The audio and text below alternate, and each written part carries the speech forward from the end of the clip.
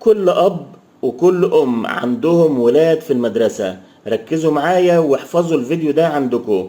طيب، في مواعيد منتشرة على الإنترنت دلوقتي إن بداية الدراسة هتكون في أكتوبر.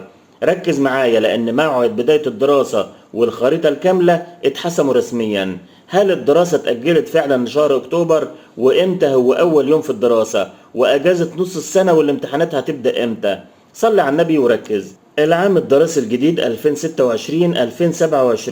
هيبدأ في المدارس الحكومية والخاصة يوم السبت 12 سبتمبر 2026، ودخول الطلاب هيكون تدريجي وده لضمان انتظام الدراسة. أما المدارس الدولية فهتبدأ يوم 6/9. السنة الدراسية دي هتستمر لحد يوم الخميس 24/6/2027.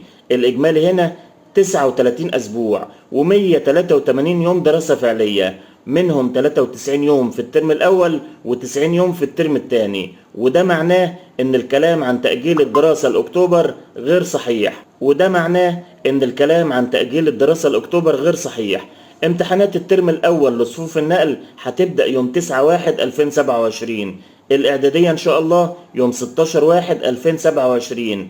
أجازة نص السنة يوم 23/1/2027 وهتستمر حتى 4 فبراير. الترم الثاني هيبدأ يوم 6/2/2027.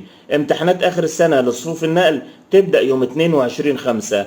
الإعدادية 29/5. الدبلومات الفنية 29/5.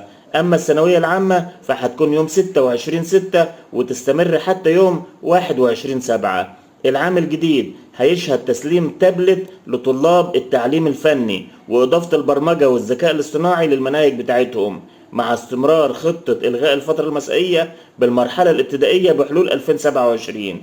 يبقى الموعد اللي لازم تثبته عندك السبت 12 سبتمبر 2026 مش شهر 10.